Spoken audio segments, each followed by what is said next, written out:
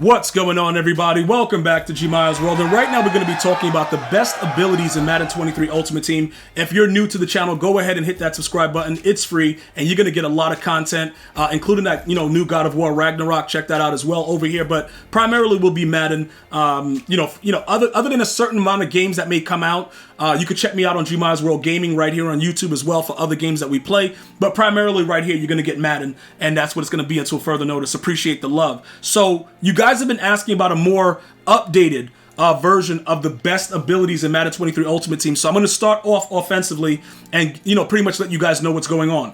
The number one thing that you guys need to know and need to understand right now is that Edge Protector is designed by EA to help everyone have time in the pocket. So if you're playing someone that does not have Edge Protector, you better be screaming every single play, because it is something that is needed in the game in order for you to have 95 hours in the pocket.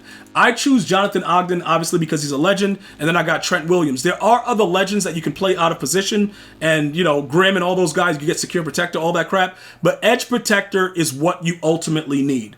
All right, so I would start with those. Just to give you guys some insight into it, make sure they're the cards that get it for one. Any card that gets a good ability for 1 AP, and it makes sense that it works in the game, because remember, not all 1 AP abilities are created equal.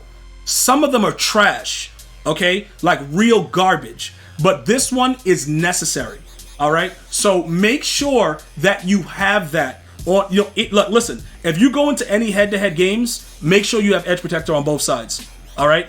1 AP abilities, get the cheapest possible versions of the card and put them out there. That's all I can tell you.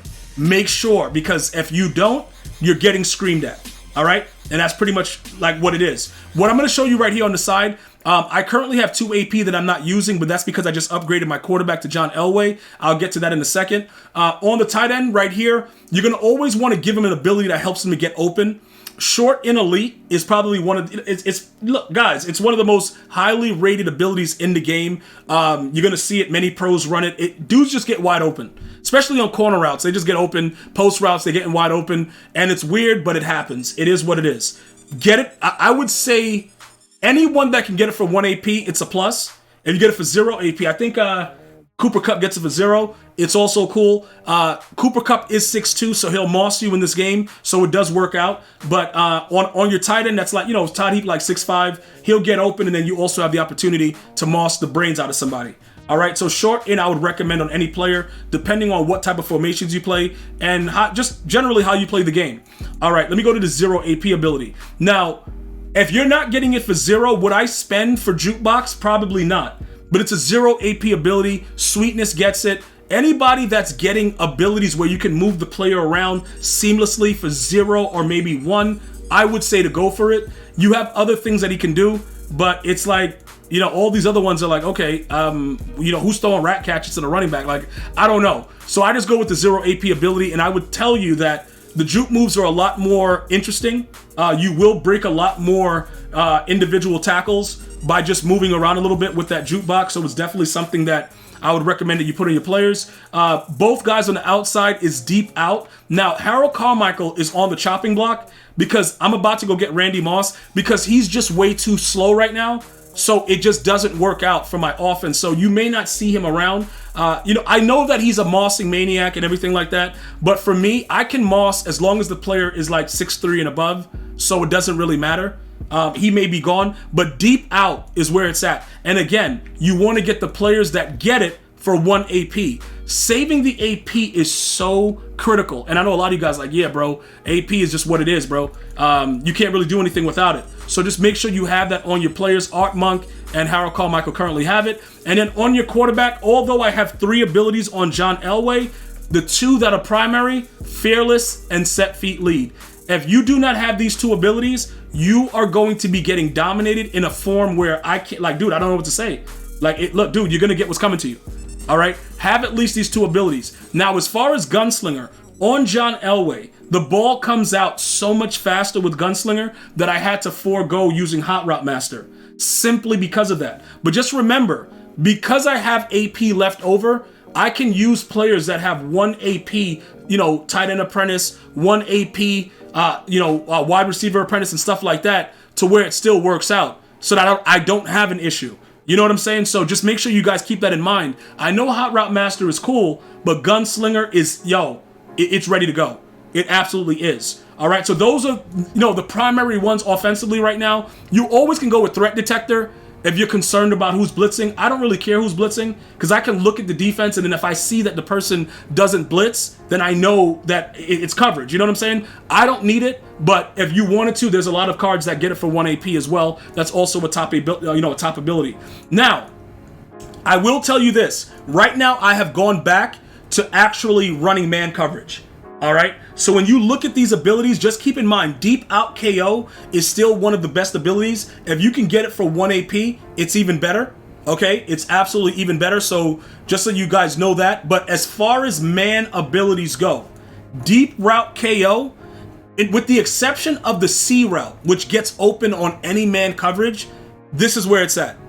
All right, now you can shade to the outside to stop a C route, but you'll give up the post. So whatever it is, dude, it is what it is. But Deep Route KO, if they're running like, post routes or deep streaks or whatever, they will stay with them. Corner routes, crossers, they'll like give them a step and then automatically catch up to them and do weird stuff. So Deep Route and also Deep Out Zone KO, 2 top abilities depending on if you're running man or zone. If you're running man, obviously you need this. The more people that can get it for 1 AP, the better. Okay? That is primarily, overall, some of the more important things. Pick Artist is also very good. If you get that Jeremy Chin, he gets it for 0 AP. That's really good. But Pick Artist is needed for the user because you will get bad timing drop user picks at very, very, very bad times. So that's highly recommended that you go ahead and do that.